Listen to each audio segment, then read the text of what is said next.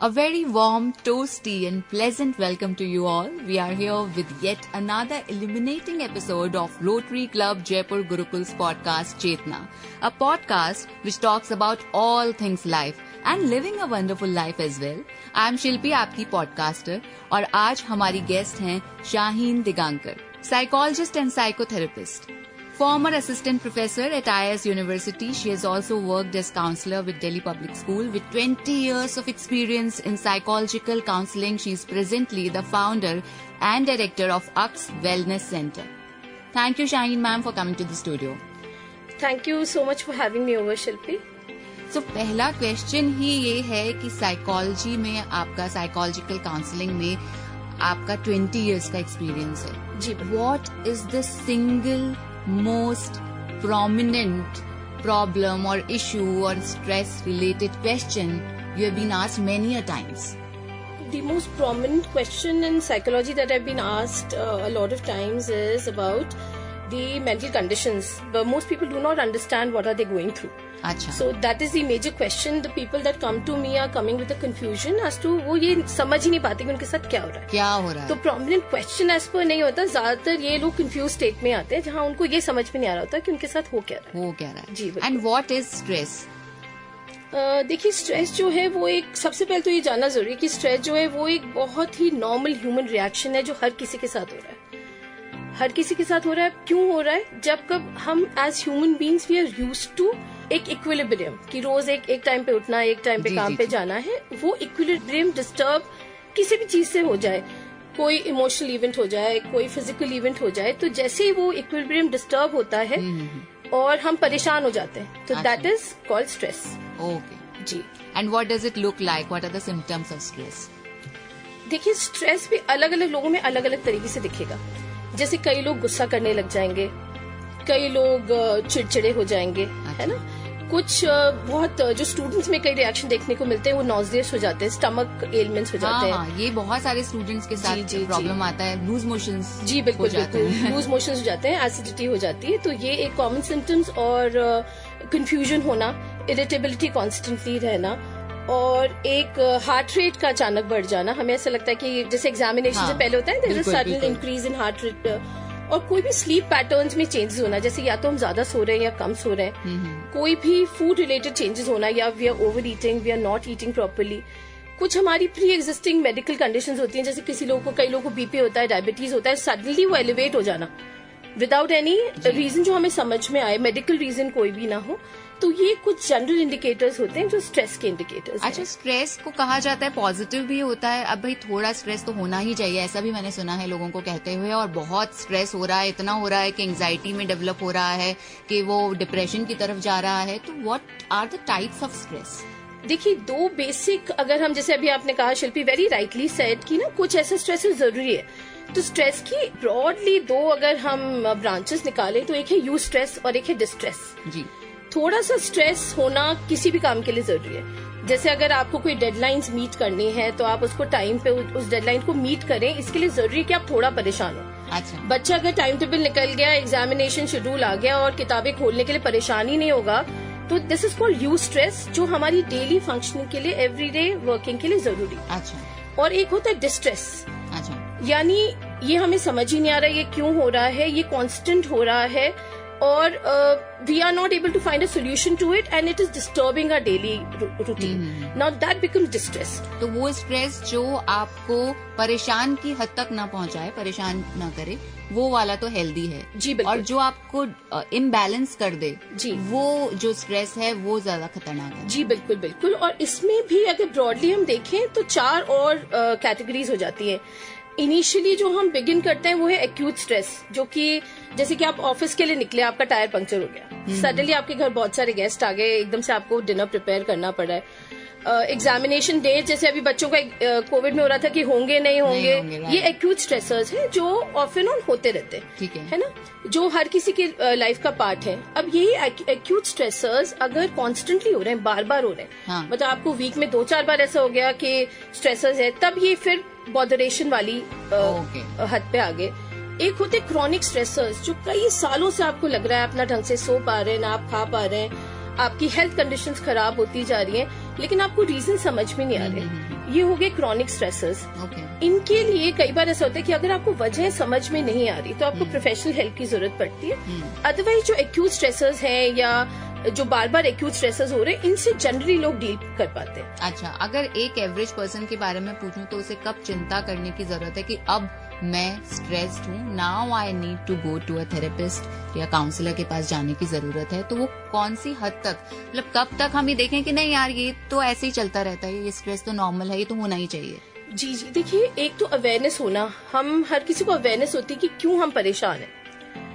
जब एक तो हम क्यों परेशान है ये हमें समझ में नहीं आया, और ये समझ में कई बार क्या होता है, क्यों परेशान है ये समझ में आ जाता है, लेकिन ये समझ में आता है अब इसके बारे में क्या करें, कैसे निकलें। जब any of these questions is unanswerable, then it's best that you seek some kind of a professional help. अच्छा, बात होती है जैसे कि आपने कहा कि इवेंट्स होते हैं लाइफ में जो आपके माइंडसेट को इम्बैलेंस कर देते हैं या चेंज कर देते हैं, and you do not know how to deal with it.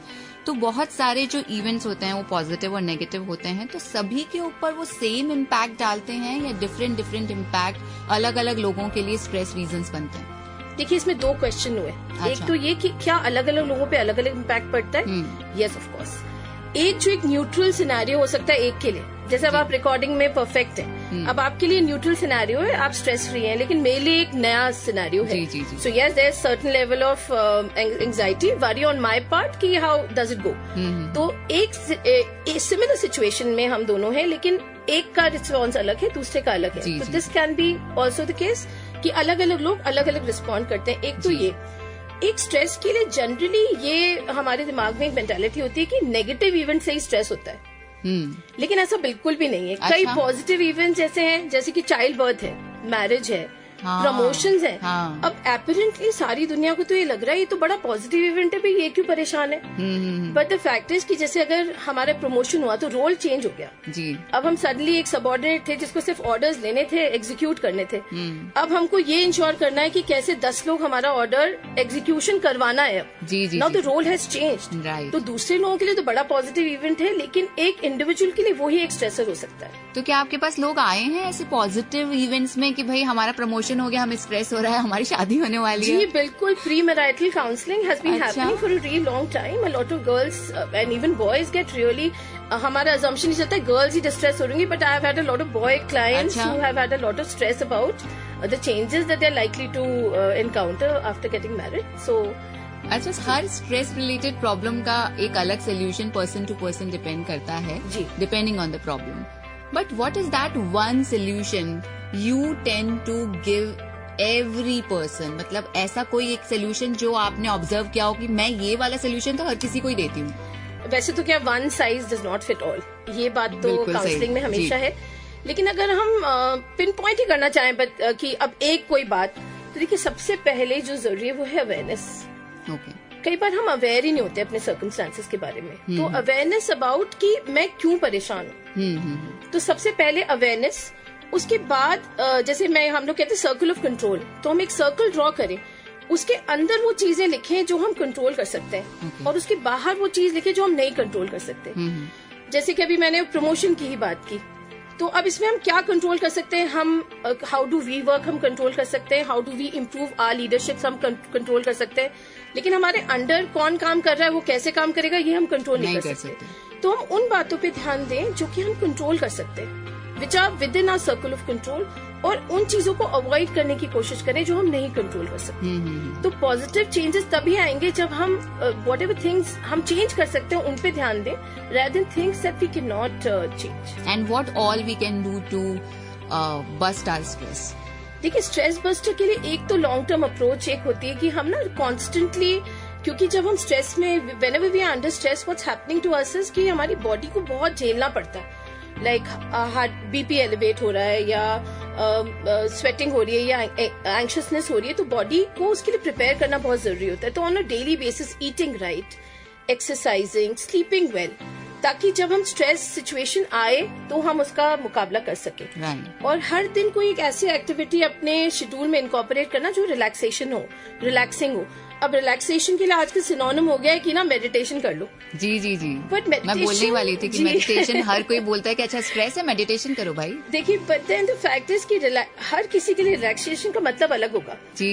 किसी के लिए रिलैक्सेशन एक वॉक हो सकती है, किसी के लिए मेडिटेट करना हो सकता है, किसी के लिए कुछ स्टिचिंग करना हो सकता है, किसी के लिए कुकिंग हो सकता है। तो हम वो चीजें ढूंढे जो हमें रिलैक्स करती हैं। अच्छा है ना। Accordingly every day we take out some time for that activity that we think is relaxing for us। तो ये एक हो गया लॉन्ग टर्म अप्रोच। एक होगी जब स्ट्रेसर अब आएगा तो हमें क्या करना है।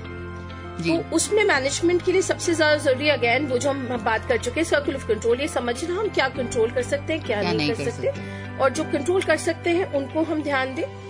एक बहुत इंपॉर्टेंट होता है सोशल सर्कल, सोशल कम्युनिकेशन का होना। ठीक है। जिस एनवायरमेंट में हम काम करें, हमारे से और लोग काम कर रहे हैं, जैसे स्टूडेंट है तो उनके जैसे और स्टूडेंट्स हैं, है ना, तो हम उनको अप्रोच करें कि वो कैसे उस स्ट्रेस से डील कर रहे हैं। अच्छा। तो that also helps because the people are in the similar circumstances, they can give you an idea कि how is it that you deal with it.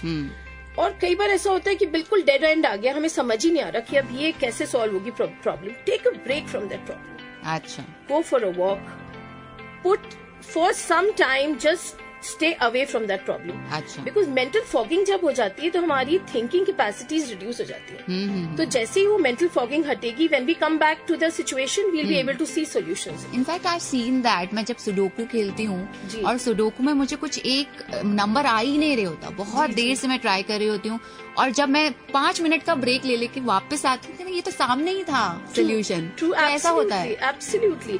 ऐसा कई बार स्टूडेंट्स के साथ, जैसे मैंने मैथ्स में कई स्टूडेंट्स के साथ देखा है कि लगे हुए 10 पेज हो गए, 15 पेज, सोल्यूशन ही नहीं आ रहा। And then once they close the book and they are eating or they're sleeping and suddenly solution pops up। Wow। Because दिमाग का यही है कि जब आप इतना एग्जॉस्ट हो चुका है दिमाग कि अब वो सोचने समझने के काबिल नहीं है, जब आप उसको वो ब्रेक दे देंगे नीडेड, तो ऑटोमेटिकली रीजनरेट होकर उसका सोल्यूशन निकालेगा। Right। If we look at the age and gender, which gender and which age bracket is most likely to be stressed?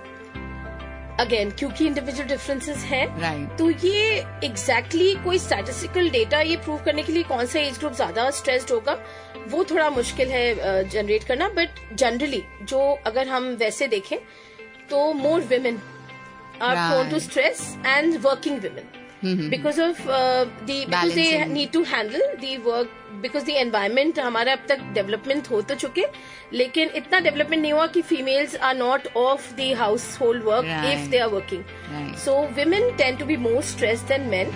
और रोटरी क्लब जयपुर गुरुकुल की 90% ऑफ द मेंबर्स विमेन हैं, तो ये podcast उनके लिए बहुत हेल्पफुल भी होने वाला है। उन्हें पता लगेगा कि स्ट्रेस से कैसे लड़ना है, कैसे बचना है। And if we talk about positive changes जो आपने बात करी लाइफ में, तो आपने कहा कि किस तरह से हमें we should think out of the problem, मतलब प्रॉब्लम के बारे में ना सोचें तो प्रॉब्लम का सोल्यूशन मिल सकता है। थोड़ा सा रिलैक्सेशन टेक्निक्स अपनाएं, और कौन कौन से positive changes one person needs to bring in their life to keep the stress away. देखिए, एक तो हम ये देखें रोज अपनी लाइफ में कि ना पॉजिटिव रहना बहुत जरूरी है। कई बार चीजें बाहर बहुत नेगेटिव होती हैं, लेकिन हम उनको कैसे रिस्पॉन्ड कर रहे होते हैं ये डिपेंड करता है कि हम अल्टीमेटली हम स्ट्रेस्ड होते हैं या कितने टाइम तक स्ट्रेस्ड रहते हैं। तो पॉजिटिव रहना और थैंकफुल रहना, मतलब ग्रेटिट्यूड वेरी वेरी इंपॉर्टेंट। हम ओवर यूज कर रहे हैं इस टर्म को, ग्रेटिट्यूड को, लेकिन मुझे लगता है कि until unless we are thankful for what we have, we cannot deal with negativities in our life। Because जब नेगेटिव सर्कमस्टेंसेस आए हुए तो लगता है कि अब हम क्या करें। तो जब तक आप ये नहीं देखेंगे कि ये नहीं होने के बावजूद आपके पास क्या क्या है जो और लोगों के पास नहीं है, तब तक there is no moving forward। Right। And if we talk about that positive stress and negative stress, आपने बात करी कि जब बहुत सारी चीजों में आप उलझे हुए होते हैं, having too much on one's plate, तो वो क्या आपको प्रॉब्लम से दूर ले जाता है या दूसरे टाइप का स्ट्रेस लेकर आता है? देखिए, अब इसमें भी ये कि how much is too much for a person. अच्छा, सब सब्जेक्टिव है। जी, सब सब्जेक्टिव है। तो किसी के लिए थोड़ा सा काम भी टू मच है, किसी के लिए बहुत काम भी टू मच नहीं है। राइट। है ना। लेकिन इसमें भी ये देखना कि प्रायोरिटीज, कई बार क्या होता है, बहुत लोग होते हैं जो दे से कि वी कांट से नो, है ना, ऑर्गेनाइजेशन में या घर पे। मेरे साथ भी प्रॉब्लम है, मुझे नो कहना बहुत बहुत मुश्किल होती है और मैं बहुत पहले से ही स्ट्रेस करने लग जाती हूँ, तो कैसे? हाँ, तो you have to learn to say no. Significant event, आज के लिए सिग्निफिकेंट क्या है उसको चूज करना। अच्छा भाई, ऑब्वियसली कुछ इंपॉर्टेंट चीज है तो उसके लिए आउटराइट नो कह के you can't get away, neither at work place nor on personal fronts. तो हम आज के लिए अगर उस चीज को नहीं कर सकते तो rather than directly saying a no and being rude, you can say today, not today or not tomorrow, please give me a break for 3 days, I'll do it after a while. So say, take your own time out, know your limitations कि कितना आप कर सकते हैं और उसमें अपना space निकाल के and then give the other person also a chance कि हाँ भाई एकदम से कहते ही नहीं करेगी, इसको भी थोड़ा वक्त लगेगा। राइट।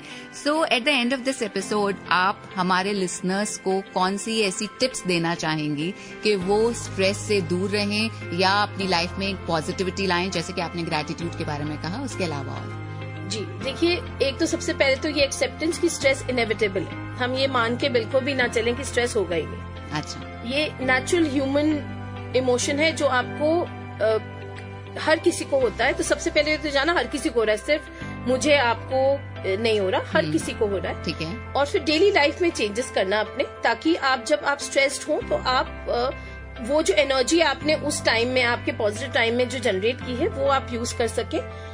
और अगेन व्हाटएवर आई सेड कि आप एक सोशल सर्कल या सोशल कनेक्शंस होना जहां से आप अपनी प्रॉब्लम्स का सोल्यूशन दे सकें, जो आपको एक प्रैक्टिकल सोल्यूशन दे पाए।